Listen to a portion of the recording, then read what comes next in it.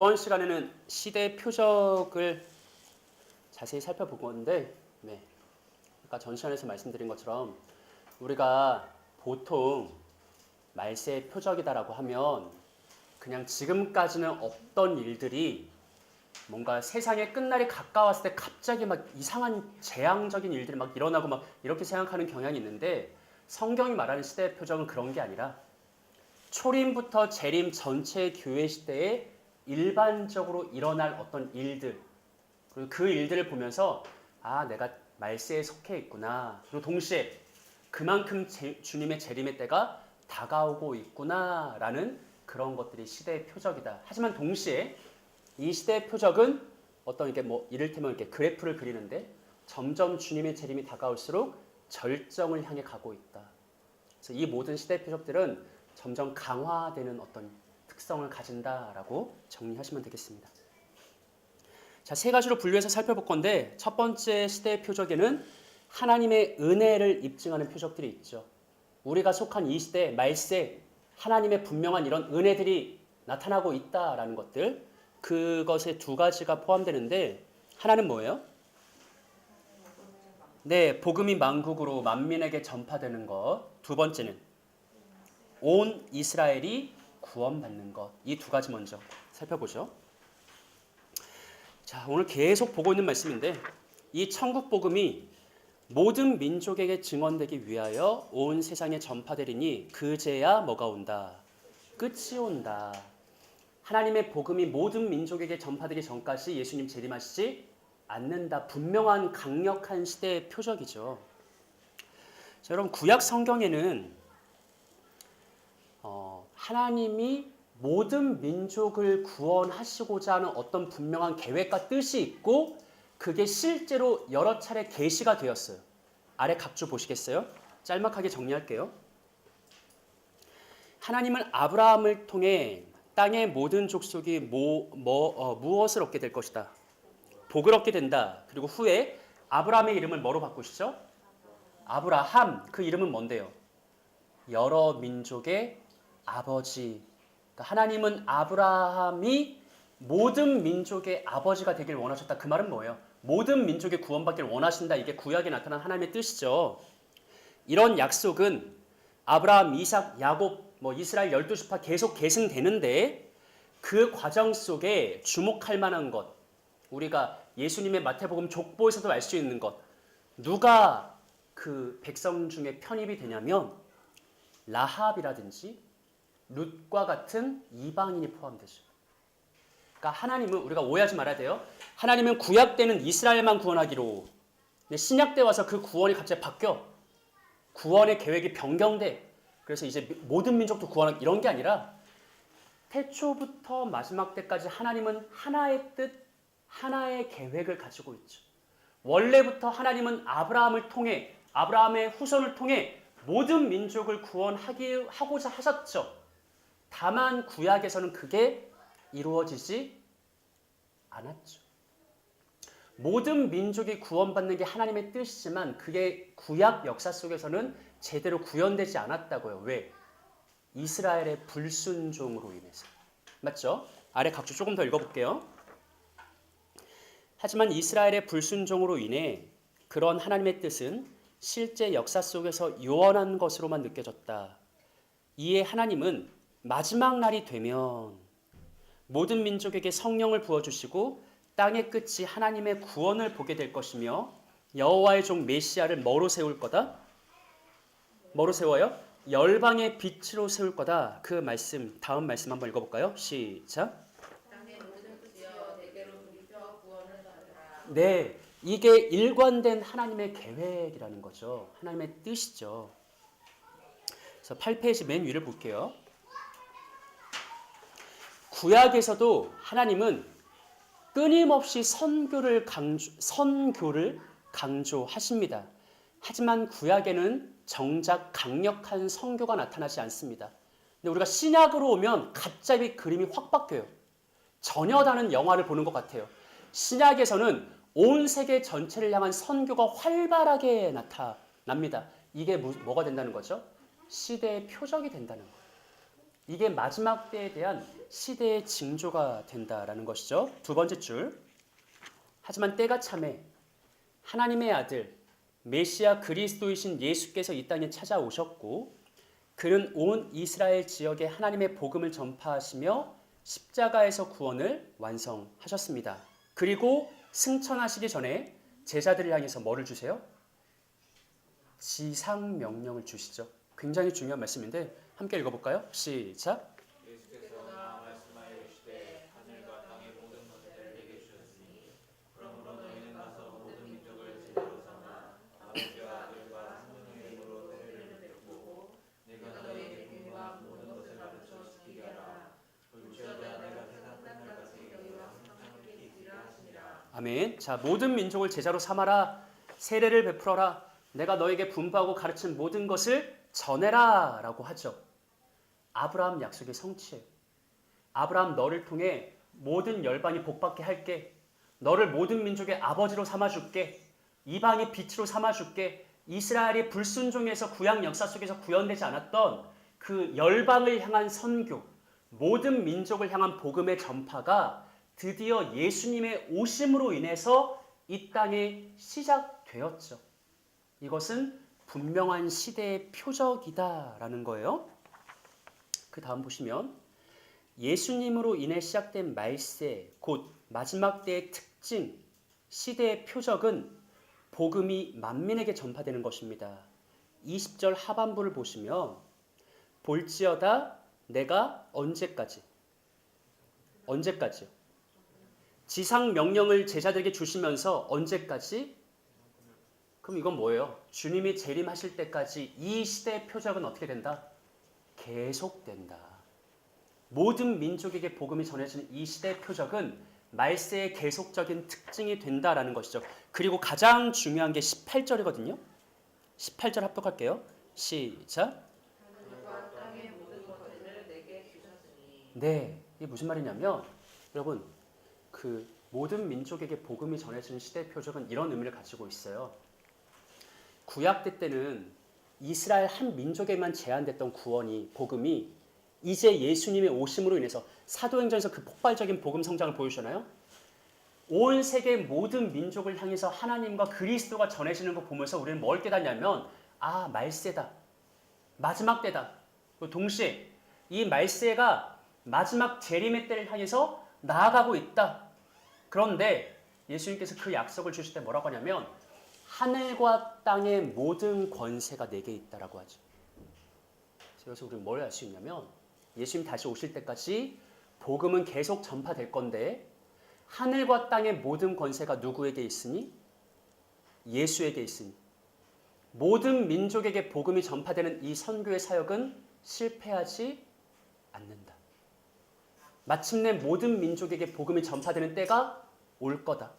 그리고 그때가 바로 주님이 다시 재림하실 때다라는 이 복음 전파를 통해 우리가 시대를 분별할 수 있고 이 시대가 예수님께 속해 있다는 것도 동시에 알 수 있는 거죠.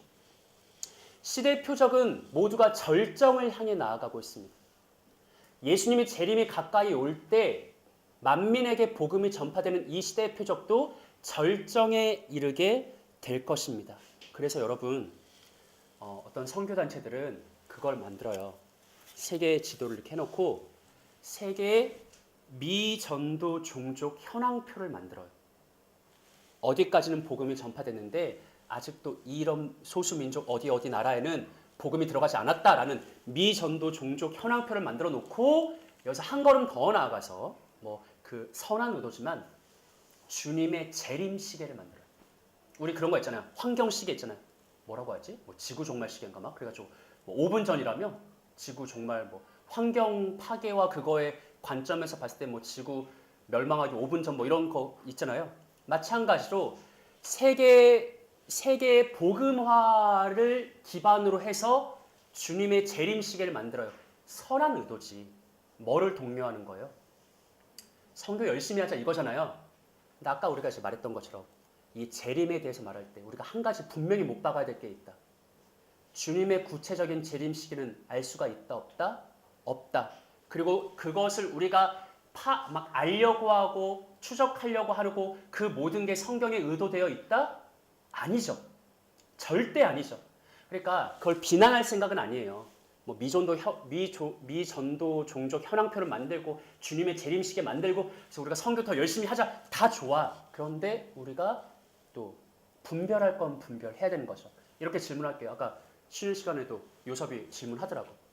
만민에게 복음이 전파돼야 되는데 그럼 우리가 어느 때쯤에 우리 안에서 이 정도면 만민에게 복음이 전파됐다라고 합의할 수 있을까요? 기드온 협회 아시죠? 열심히 각 그 민족의 언어로 성경 번역해서 미전도 종족을 향해서 그 기도원 성경 막 넣잖아요. 뭐를 기점으로 우리는 만민에게 복음이 전파됐다고 우리가 다 합의할 수 있을까? 그게 합의가 되면 주님 오실 날이 곧 다가온 거잖아요. 뭐를 기점으로 주님의 재림시계가 정말 11시 59분 59초가 됐다라고 합의할 수 있을까? 못한다는 거예요. 우리는 최선의 열심을 가지고 소망을 가지고 확신을 가지고 열심히 선교를 하고 복음 전파 사역을 하지만 누구도 그것을 결론 내리지 못해요. 이런 관점에서 그 박스 안에 있는 말 여러분 자 세의경청에서 겸손히 한번 잘 들어보세요. 모든 민족에게 증언된다는 말은 무슨 뜻일까? 이는 복음이 모든 민족에게 뭐를 요구해요? 결단을 요구하는 하나의 증언이 될 것이다. 모든 민족에게 복음이 무시할 수 없는 결단을 요구하는 하나의 증언이 될 때 그게 정확히 뭔지 모르겠지만 그때가 바로 모든 민족에게 복음이 전파된 데다. 복음은 세상 민족들이 고려해야 할 어떤 힘이 되어야 한다. 거기에는 모든 민족의 모든 구성이 한 명도 빠짐없이 다 복음을 들어야 된다. 이 말은 아니에요. 그렇지만 복음이 무시할 수 없는 수준의 삶의 일부가 되어야 한다는 것은 분명하다. 여러분, 모든 민족에게 복음이 전파돼야 내가 올 거야 라고 할 때 이 지구상에 존재하는 모든 사람이 한 명도 빠짐없이 다 복음을 들어야 돼. 이런 건 아니에요. 하지만 거기에는 이 지구상에 사는 어떤 사람도 복음을 무시할 수 없는 어떤 환경이 조성돼야 돼. 그에게 어떤 암묵적인 압박이 막 들어가. 이 정도는 돼야 만민에게 복음이 전파되는 거예요. 근데 그 다음 박스를 보시면 이게 중요한 거죠. 그러나 복음이 모든 민족에게 하나의 증언이 되었는지 그렇지 않은지 누가 알 수 있을까? 누가 판단할 수 있어요? 그런 목표에 도달하기 전에 성경이 얼마나 많이 번역되어야 할까? 그냥 까놓고 말해서 진짜 지구상에 존재하는 모든 민족에게 그들의 언어로 성경이 다 번역됐어요. 그럼 모든 민족에 복음이 전파된 걸까요? 그것도 우리는 판단할 수 없다는 거예요. 단지 성경에 번역된 것으로 이제 주님 오신다 이렇게 할 수 없다는 거죠. 한 민족에 얼마나 많은 구성원이 복음화되어야 비로소 그 민족에게 복음이 증언됐다고 우리가 결론 내릴 수 있을까? 누구도 자신할 수 없다. 우리는 이 표적이 언제 완전히 성취될지 하나님만 아신다라는 겸손한 자세를 유지해야 합니다. 여러분, 제가 다시 말하지만 주님의 재림식에 제가 비난할 의도를 가진 건 아니에요. 하지만 그 선한 목적은 알지만 누구도 그것을 정확하게 판단하고 결론 내릴 수 없다라는 것이죠. 언제쯤이면 진짜 세상 모든 민족에게 복음이 전파된 거냐? 이 문제는 하나님만 알고 계신다. 다만 우리에게는 모든 민족들에게 복음이 전파되고 있고 예수께서 하늘과 땅의 모든 권세를 가졌으니 그 일들을 행하실 거고 언젠가는 주님이 약속하신 대로 진짜 모든 민족이 무시할 수 없을 만큼 복음의 압박 속에서 살게 될 거고 그때가 도달하며 주님이 오실 거다. 그냥 이 정도의 큰 틀에서 우리가 이 시대에 더욱더 복음 증언자로 전도자로 힘써 살아가야겠죠. 이것을 좀 기억하셨으면 좋겠습니다. 자, 두 번째. 이 시대가 하나님의 은혜 안에 있다는 어떤 표적 중에 두 번째가 온 이스라엘의 구원이 있는데 이 구절에서 나온 거죠. 그리하여 온 이스라엘이 구원을 받으리라 라는 사도 바울의 말에서 이 논쟁이 나온 거거든요. 자, 우리 로마서 11장 1절로 5절의 말씀 한번 읽어볼게요. 시작.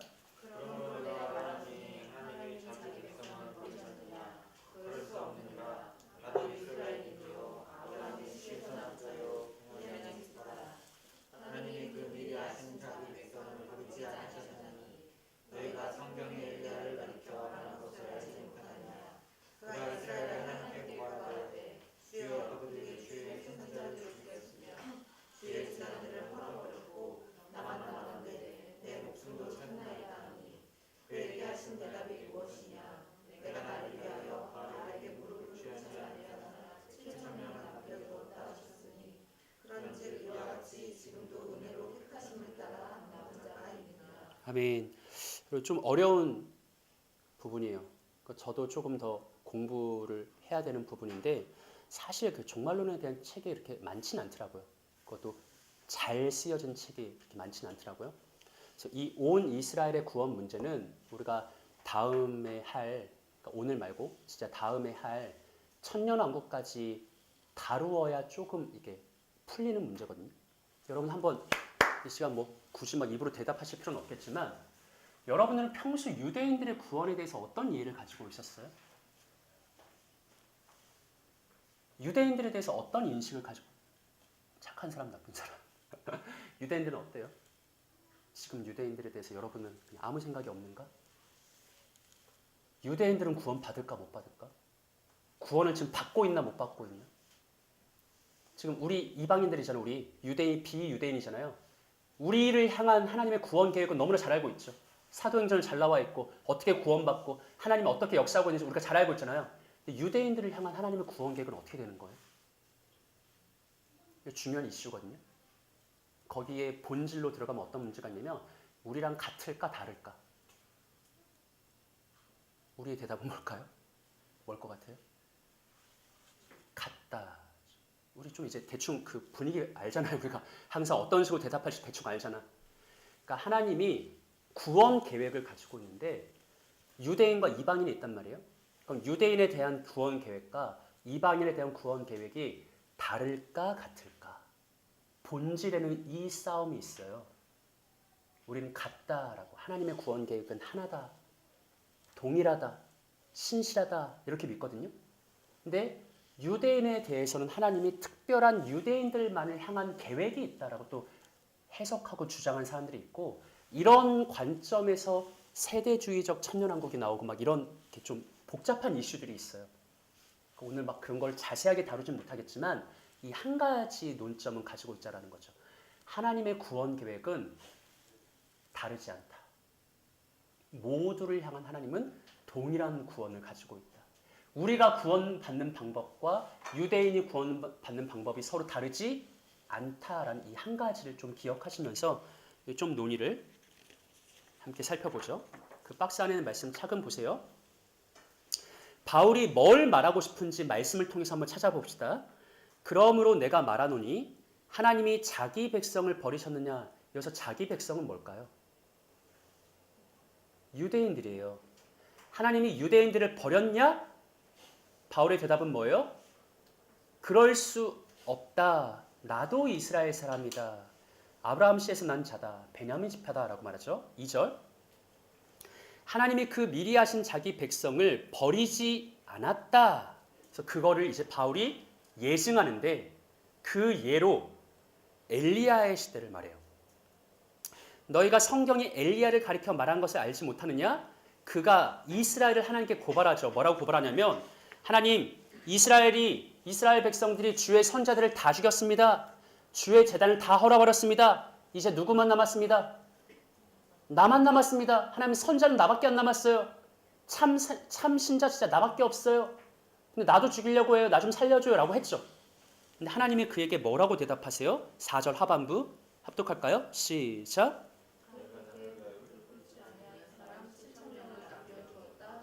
네, 내가 나를 위하여 바알에게 무릎 꿇지 아니한 사람 몇 명? 여러분, 엘리야가 몰랐어요. 엘리야가 그냥 교만한 게 아니라 진짜 시대의 위기라고 생각했어요. 선자는 이제 나밖에 없어.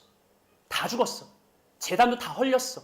하나님을 따르는 사람 없어. 이 시대가 너무 악해서 그냥 세상이 전체가 일심으로 이세벨과 합의해가지고 주의 백성과 주의 선자를 다 죽이고 있어. 이제 나밖에 없어. 나 죽으면 이제 끝장이야. 이러는데 하나님의 대답이 뭐냐면 너가 알지 못했겠지만 여전히 내가 이 시대에도 신실한 7,000명을 남겨두었다. 보존하고 있다. 이 구약의 사건이 있잖아요.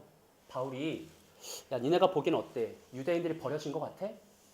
이 바울의 맥락이 유대인들이 예수를 거부하고 예수를 배척하고 십자가에 못 박으셔서 십자가에 못 박으셔서 예수를 십자가에 못 박아 죽이고 복음을 가는 곳마다 예수님이든 제자들이든 사도들이든 모두가 동일한 원칙은 어느 지역에 가든지 복음을 먼저 어디서 전하죠?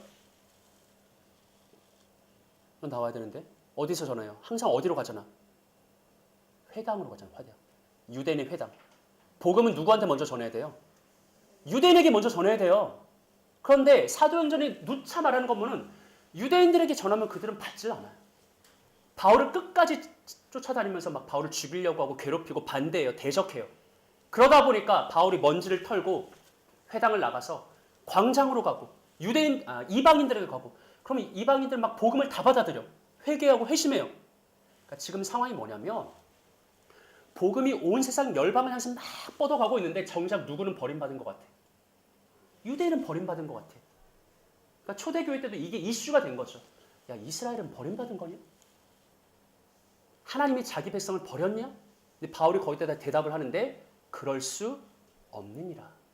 그리고 나서 예증을 뭘로 하는 거예요? 엘리야 시대를 한다고요. 야, 이스라엘이 버려진 것 같아? 엘리야 때를 봐. 엘리야 때도 똑같았어. 심지어 선자 엘리야조차도 자기 혼자 남았다고 생각했어. 근데 그 시대 속에서도 하나님이 보이지 않게 몇 명을 보존했다? 7,000명을 보존했다.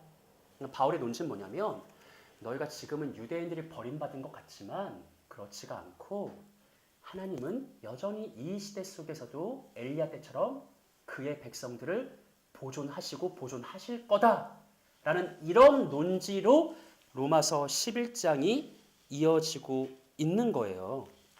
그래서 그쪽의 맨 밑에를 보시면 맨 밑에 달라 하나님의 택하심은 뭐하지 않습니다. 네, 실패하지 않습니다. 거기에 그 말씀이 없나?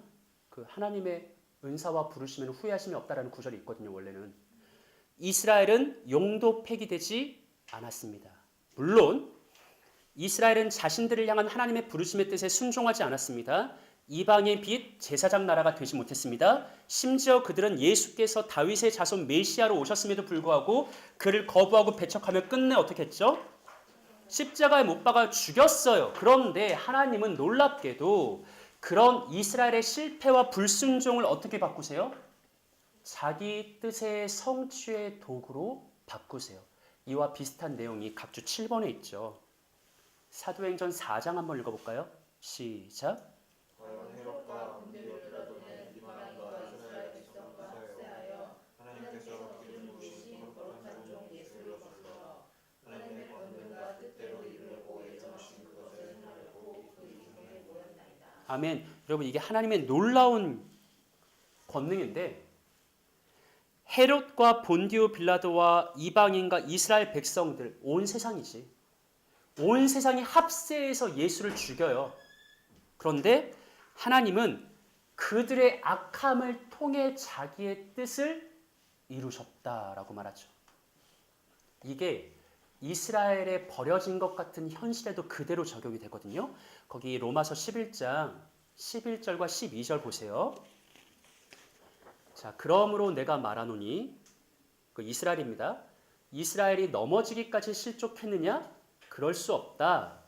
그들이 넘어짐으로 구원이 어떻게 돼요? 이방인에게 이르러요. 이스라엘이 예수를 거부하고 이스라엘이 예수를 배척하고 이스라엘이 복음을 멀리하니까 그들의 악함으로 인해서 복음이 이방인에게 널리 전파가 돼요. 이건 우리가 이해하죠. 근데 그 다음이 중요해요. 그래서 그 결과 이스라엘이 뭐 해요? 11절 하반부. 시기 질투하게 돼요.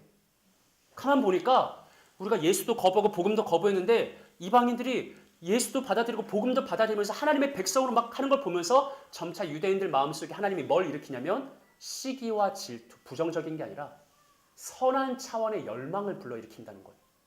12절도 보세요. 이스라엘이 넘어짐이 세상에 뭐로 되죠? 풍성함으로 변했어요. 하나님이 이렇게 바꿨다는 거예요. 이스라엘의 실패도 이방의 풍성함으로 하나님이 바꿨어요. 하물며 이방이 충만해지면 하물며 이스라엘이 충만해질 때는 어떠하겠느냐라고 바울이 이어나가죠. 그러니까 하나님의 놀라운 행사는 뭐냐면 하나님 모든 민족을 다 구원할 건데 이방인, 유대인 다 구원할 건데 그 구원이 어떤 신비로운 방식으로 이어지고 있냐면 복음이 제일 먼저 유대인들에게 선포되지만 그들이 밀어내요. 그러다 보니까 아이러니하게 이방의 충만함이 돼.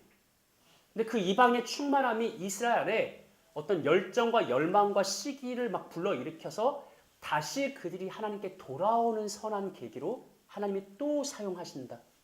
이런 방식으로 하나님은 이방인과 유대인을 향한 하나님의 구원 경륜을 이루어 가신다라는 거죠. 자, 여러분. 이게 왜 이런 얘기가 나오냐면 먼저 이걸 해볼게요. 10쪽에 그 밑에서 세 번째 정도 우리가 주목해야 할 것은 있잖아요. 아니 그 아래 세대주의자들 혹시 찾았어요? 네. 이렇게 주장한 사람들이 있어요. 한번 읽어볼게요. 세대주의자들은 하나님의 구원은 두 가지로 나타난다. 하나님의 구원은 하나가 아니라 두 개다. 두 원리다. 이전 시간에 우리가 잠시 살펴봤던 이것도 까먹었겠지만 이전 시간에 잠시 앞에 보시죠. 그냥 제가 말로 설명할게요. 자, 이전 시간에 우리가 살펴봤는데 신약 성경에는 예수님의 재림에 대한 세 가지 용어가 있었어요. 아포칼립시스가 있고 에피파네이아가 있고 파루시아가 있어요. 근데 우리는 어떻게 이해하냐면 이거는 용어만 다르지 같은 말이다. 다 예수님의 재림이다라고 하는데 세대주의자들은 예수님의 나타남과 강림을 구분해요. 이건 다른 거야. 별개의 사건이야라고 말해요. 그래서 얘네들은 어떤 식의 재림 프로젝트를 말하냐면 먼저 예수님이 강림해. 공중에서 강림해. 그러면 이 땅에서 예수를 잘 믿었던 우리 이방인들이 들어 올려져요. 들어 올림 휴거가 돼요. 공중 재림하시면 이 땅에 잘 믿던 우리들이 공중에서 주님을 만나서 천국으로 가. 그럼 이 땅에 누가 남겨져요? 유대인들이 남겨지죠. 그럼 하나님은 유대인들을 위한 다른 구원을 시작해요. 일단 남겨진 애들은 7년 대환란을 겪어. 얘네들은 막 좀 굴러야 돼. 막 환란을 겪고. 그러면 그 환란을 통해서 믿음이 막 이렇게 순수해지고 정제해질 때쯤 예수님이 또 나타나. 그러니까 예수님의 재림을 몇 번 하는 거예요? 두 번 하는 거. 또 나타나.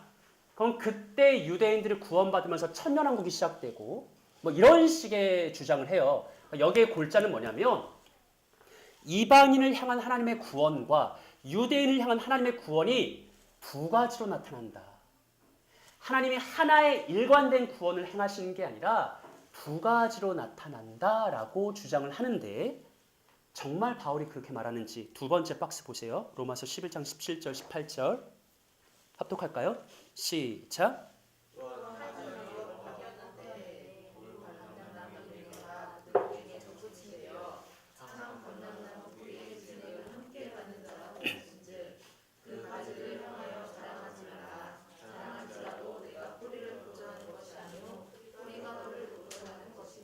아멘. 여러분 그 말씀 잘 읽어보세요. 또한 가지 얼마가 꺾이었는데 누가? 돌 감람나무인 내가. 이건 이방인을 말해요. 이방인이 뭐 했다? 접붙임을 했어요. 누구한테 접붙임을 했어요? 참 감람나무한테. 참 감람나무는 누굴까요? 유대인에게. 그래요. 그래서 18절을 보면 그 가지들을 향하여 뭐하지 말라? 자, 여러분 이거예요. 우리 이방인들이 저 이방인 하니까 되게 어색하다. 우리가 막 자랑거리가 너무 풍성해. 막 교회가 막 확장되고 복음이 풍성하게 되고 막 크리스찬들이 막 너무 막 늘어나고 하나님을 예배하고 섬기고 기적이 일어나고 이러면서 우리가 너무 막 좋아. 막 자랑하잖아요. 근데 바울이 그런 우리를 보면서 야, 너 자랑할 거 없어. 너는 사실 참 감람나무에 접붙임 받은 가지에 불과해. 사실 너가 스스로 유지하고 있는 게 아니라 너를 접붙인 참 감람나무의 뿌리가 너를 보존하고 있는 거야 라고 말하거든요. 근데 여러분 이 이미지에서 가장 중요한 건 뭐냐면 가장 좋은 통찰은 뭐냐면 유대인과 이방인이 있죠. 근데 바울이 사용한 이미지에서 이 둘이 어떤 관계예요? 지금 어떤 이미지를 쓰고 있죠? 나무의 이미지를 쓰고 있죠. 바울은 유대인과 이방인을 어떻게 묘사하고 있냐면 하나의 나무로 묘사해요. 이방이란 나무가 있고 유대인이란 나무가 있어. 그래서 하나님이 이방인이란 나무한테는 이렇게 역사하시고 유대인한 남한테 이렇게 행하실 거야. 이런 게 바울의 사고방식엔 전혀 없어요. 오직 하나의 나무. 이 이미지를 반드시 기억하셔야 돼요. 오직 하나의 본래 이스라엘이라는 참 감람나무 하나가 있는데 이 감람나무에 이방인들이 접붙임돼서 구원받은 거야. 그럼 바울의 숨겨진 논지는 뭐예요? 원래 참 감람나무 구원받아요, 못 받아요? 당연히 구원받죠. 근데 그 구원도 우리랑 똑같아요. 여기서도 이제 세대주의자도 달라지는데, 자, 여러분, 이 땅에 우리 이방인들이 다 구원받아요? 그런데 제가 기초교육 시간에 많이 했죠. 만민구원론이 된다고. 이 땅에 있는 사람들 다 구원받아요? 아니죠. 이방인이 모두 구원받기를 원하시지만 이방인 중에 누구만 구원받아요? 진정으로 예수 그리스도를 영접한 사람만 구원받죠. 그러면 그 구원의 원리가 동일하다면 약간 좀 세대주의자들 중에 어떤 지금은 그들의 의견도 많이 수정됐지만 이스라엘이 민족적 차원에서 구원받을 거라는 그런 해석들이 있거든요. 자, 그럼 동일하게 유대인도 구원받아요. 그러면 육체적 이스라엘 유대인들 그 이스라엘 국가가 다 구원받을까요? 그 유대인들은 좀 특별하니까 우리랑 좀 다른 방식으로 구원받지 않을까? 성경은 항상 일관되게 하나의 구원을 말해요. 유대인 구원받아요. 여러분 잘 생각해 봐야 돼. 우리가 유대인들을 지금까지 어떤 식으로 약간 무시하는 경향이 있다 우리? 얘네 약간 좀 진짜 복음 1도 모르는 애들, 진짜 무식한 애들, 여전히 구약에만 잡혀있는 애들, 예수님도 모르는 애들 다 구원받아도 유대인들은 구원 못 받을까 막 이런 식으로? 근데 아니에요. 하나님의 구원 계획은 유대인이나 이방인이나 동일하고 구원의 방식도 동일해요. 이 땅에 많은 사람이 있지만 그 중에 예수를 진실하게 믿는 자만 구원받는 것처럼 유대인도 마찬가지예요. 자기가 육체적 이스라엘이라는 그 사실로 구원받는 게 아니라 그 중에서도 예수를 진실하게 영접하는 자는 구원받아요. 그렇죠? 그러니까 말세의 특징에 온 이스라엘의 구원이 있잖아요. 그리스도의 초림부터 재림까지 지금도 우리의 눈에는 잘 보이지 않지만 엘리야 때 눈에 보이지 않는 7,000명을 하나님이 보존하신 것처럼 지금 이 시대에도 유대인들의 회심은 일어나고 있을까요? 없을까요? 일어나고 있어요. 그 역사적 사건들이 몇 개 있거든요. 유대인들 사이에 어떤 폭발적인 회심이 있었던 시기. 그런데 이게 모든 시대의 표적이 그렇듯이 그리스도의 재림으로 다가갈수록 이 표적도 강화되겠죠. 어떤 절정의 때가 있겠죠.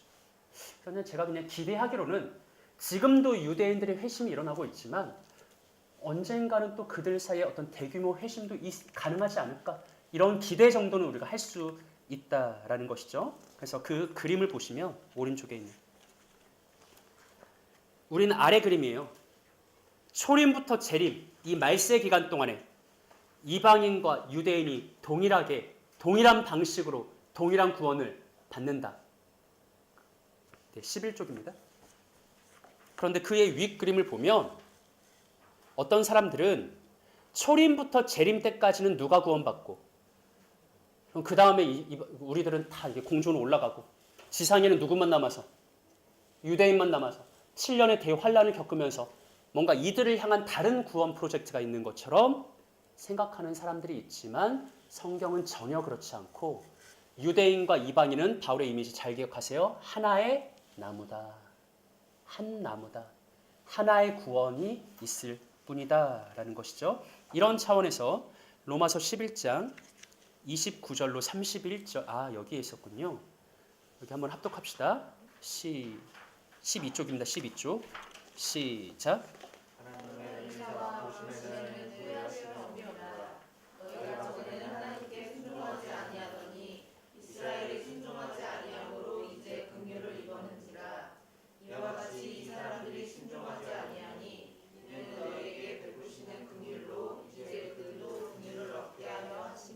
아멘. 29절이 그 바울의 직접적인 답변이에요. 이스라엘은 버림받았는가? 지금 현실을 보니까 정작 구약의 주인공인 유대인들은 복음에서 제외된 것 같은데 하나님의 구원 계획에서 배제된 것 같은데 정말 그들은 버려졌는가? 바울이 뭐라고 해요? 29절에서 하나님의 은사와 부르심에는 뭐가 없다? 이건 실패가 없다는 말이에요. 하나님이 이스라엘을 자기 백성으로 불렀잖아요. 근데 중간에 하나님이 도저히 이스라엘 못해 먹겠다. 버려. 이제 이방인들 데리고 살아야겠다. 이런 게 아니라고요. 하나님의 은사와 부르심은 후회함이 없다. 실패도 없다. 좌절도 없다. 하나님은 부르신 그 뜻대로 유대인들을 구원하신다라는 거죠. 30절. 너희가, 여기서 너희가는 이방인입니다. 전에는 구약 때겠죠. 구약 때는 누가 순종하지 않았어요? 구약 때는 이방인들이 순종하지 않았어요. 그쵸? 근데 신약 때 예수 그리스도가 오신 다음에 누가 순종하지 않아요? 이스라엘이 순종하지 않아요. 그런데 하나님이 우리의 일관된 불순종을 선한 역사로, 아까 말했던 것처럼 선한 역사로 바꾸는데, 이스라엘이 순종하지 아니함으로 이제 누가 긍휼을 입었다? 이방인의 긍휼을 얻었다. 이스라엘이 거부하니까 하나님이 그 불순종 앞에 우리가 생각지 못했던 선한 방식으로 역사하셨는데, 그들의 거부가 이방의 충만함이 되게 했다. 그리고 다시 이방의 충만함이 이스라엘에게 시기, 질투와 열심을 불러일으키게 한다. 그래서 이 둘의 불순종을 하나님이 선하게 바꿔서 이 양자를 다 구원하신다라고 바울이 놀라운 하나님의 구원을 선포하고 있죠. 어리석은 우리의 눈으로 보기에는 하나님께 구원 계획이 여러 개인 것처럼 보이고, 이스라엘을 끌고 가다가 얘는 안 되겠다, 실패, 중도 포기, 중도 폐지, 폐기, 새로운 것, 이렇게 보일 수 있겠지만 결코 그렇지 않고 하나님은 늘 하나의 구원 계획, 하나의 구원으로 역사하신다는 거죠. 그래서 이 장엄한 로마서 11장의 마지막 결론이 그 유명한 33절과 36절 말씀인데, 여러분 이건 우리 한번 합독합시다. 시작. 보다 하나님의 지혜와 지식의 풍성함이여 그에게 판단은 헤아리지 못할 것이며 그에게 이르는 찾지 못할 것이로다. 이는 만물이 주에게서 나오고 주로 말미암고 주에게로 돌아오리라. 그에게 영광이 세세에 있을지어다. 아멘. 자, 여러분 11쪽 각주 8번 한번 볼까요? 넘어갔는데 한번 그래도 제가 읽어보고 이렇게 유대인의 회심 마무리하려고요. 자, 오직 성령이 너에게 임하시면 너희가 권능을 받고, 여러분 이거는 이미 일어난 일이고 앞으로도 계속 일어날 일을 말씀하시는 거거든요. 오직 성령이 너에게 임하시면 너희가 권능을 받고, 어디?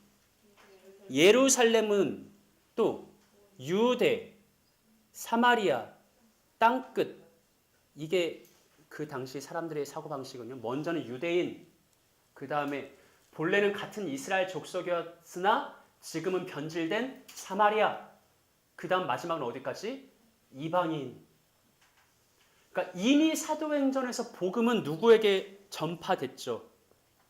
예루살렘과 유대인에게 전파됐죠. 그리고 지금도 그들은 받아들이고 있죠. 근데 우리는 은연중에 이렇게 생각할 때가 있다고요. 유대인들은 구원에서 완전히 배제된 것 같아. 먼저는 이방인이 다 구원받고 마지막 날에 유대인들은 돌아올 거야. 막 이런 식의 사고방식을 가지고 있잖아요. 근데 성경은 전혀 그렇지가 않아요. 하나님은 말세 때 전체를 통해서 이방인과 유대인을 함께 구원하고 있고, 그리고 마지막 때가 가까울수록 이스라엘의 구원이 더 강력하게 나타날 거다. 이 정도 선에서 이스라엘의 회복, 회심, 정리할 수 있을 것 같습니다. 혹시 이 부분에 대해서 질문 있으신가요?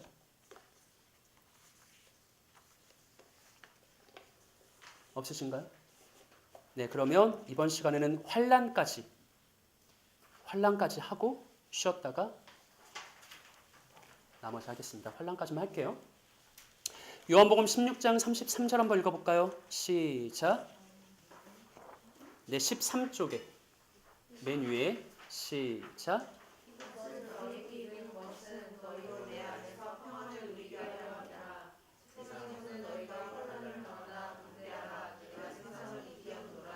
아멘. 자, 예수님이 직접 말씀하셨죠. 세상에서 너희가 뭐를 당한다?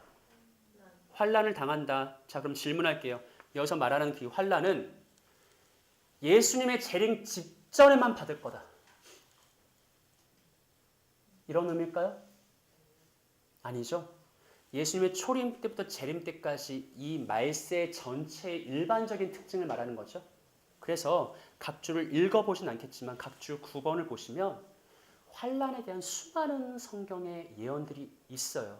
맞죠? 자, 그래서 다시 위로 돌아가서 1차적으로 환란은 그리스도의 신실한 제자가 되고자 하는 신자의 목적과 헌신에서 비롯되는 괴로움이나 고통을 의미합니다. 1차적으로. 내가 죄져서 오는 환란, 뭐 이런 것도 환란이겠지만 그런 거라기보다는 내가 진짜 예수님으로 인해 신실하게 살려고 예수님께 헌신하려고 하다 노력할 때 이게 오는 어떤 괴로움과 고통이 있잖아요. 1차적으로는 그게 환란이라는 거예요. 그리고 그 환란에는 복음을 거부하는 자들의 어떤 공개적인 비난과 반대도 있고, 복음으로 인해서 내가 실제로 붙잡히거나 수감되는 것도 있고, 비웃음거리가 되는 것도 있고, 빈곤에 빠지는 것도 있고, 육체적 아픔도 있고, 정신적 고통과 슬픔 등 여러 가지 형태가 있어요. 중요한 것은 이 환란은 말세 전체의 일반적인 특징이다라는 것이죠. 하지만 하나님은 앞서 유대인과 이방인의 계획을 통해서도 알 수 있었던 것처럼 하나님은 시대의 표적인 환란조차 선하게 사용하십니다. 환란은 피할 수 없는 말세의 표적이지만 하나님은 그 환란을 신자의 성장과 성숙을 위해 선하게 사용하시죠. 고난을 자처하는 사람은 없지만 하나님은 고난을 통해 우리를 단단하게 만들어 가시죠. 이런 차원에서 우리 유명한 말씀인데 시편 119편 각주 따라서 한번 읽어볼까요? 시작.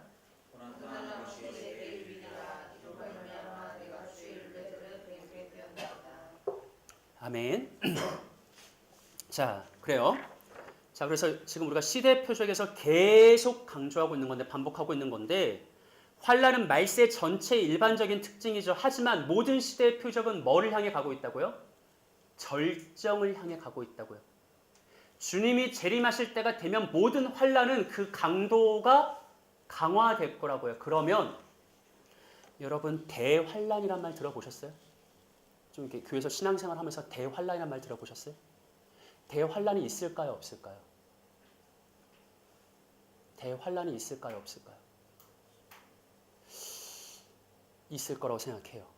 근데 제가 앞에서 누차 강조했듯이 그 대환란은 우리가 막 지난 2000년 동안 한 번도 경험해 보지 못하다가 갑자기 주님 오실 때가 됐더니 막 이상한 일들이 막 벌어져 막.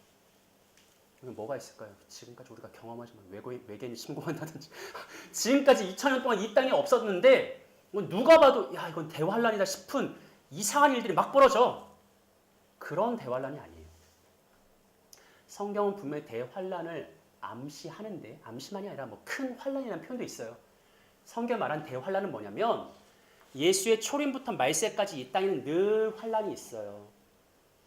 환란이 있다고. 그런데 이게 점점 절정을 향해 나아가고 있어요.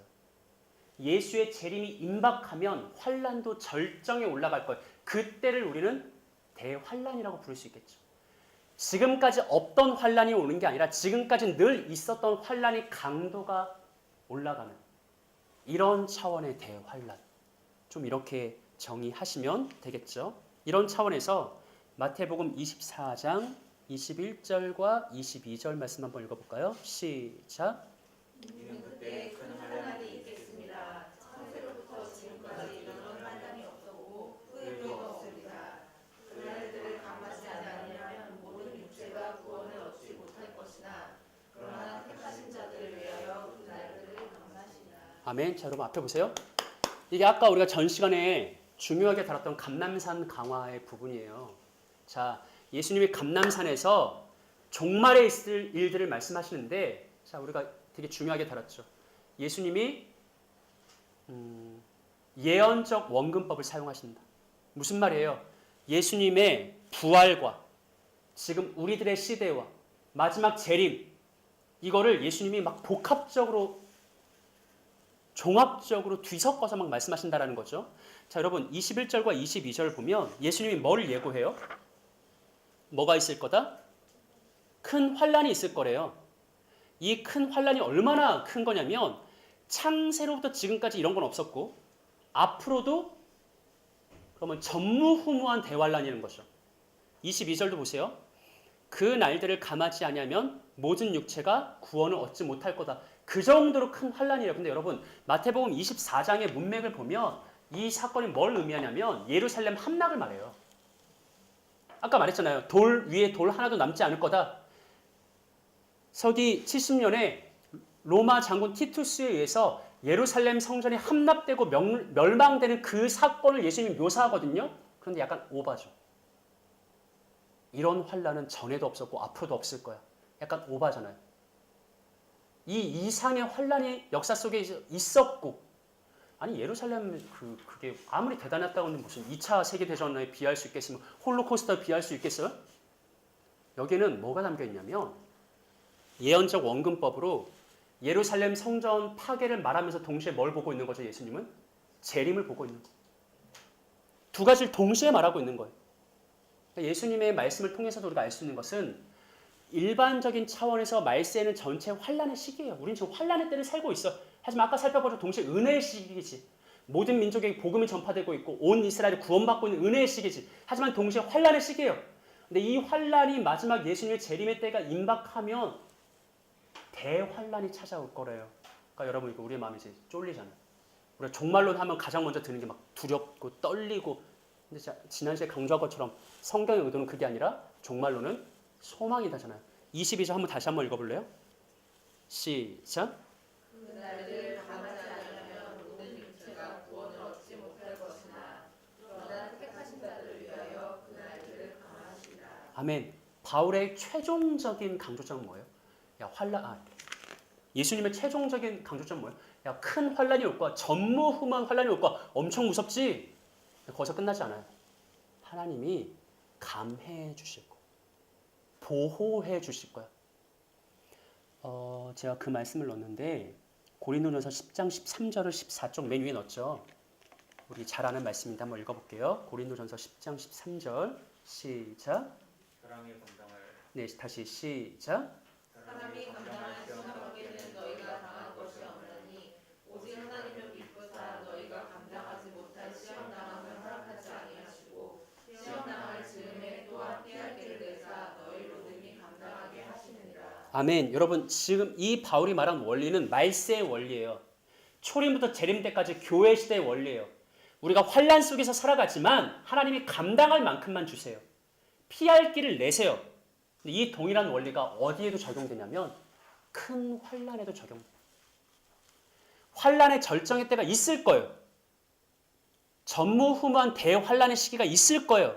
하지만 그게 우리를 두렵게 하겠지만 바울의 의도, 예수님의 의도는 뭐냐면 하지만 그것도 피할 길을 주시든지 감당할 수 있게 하시든지 아니면 그것을 경감시켜 주시든지 어쨌든 어떤 방식이든 하나님은 자기 백성을 보존하기 위해 선하게 역사하실 거다. 그러니까 두려움에 포커스가 있는 게 아니라 걱정하지 마라. 염려하지 마라. 소망을 가져라 라는 것이 어떤 종말론 전체의 일관된 주제라는 것을 좀 기억하셨으면 좋겠습니다. 자, 2교시 여기까지. 근데 질문 없으시죠? 빨리 하고 3교시 마치는 게 낫겠죠? 네.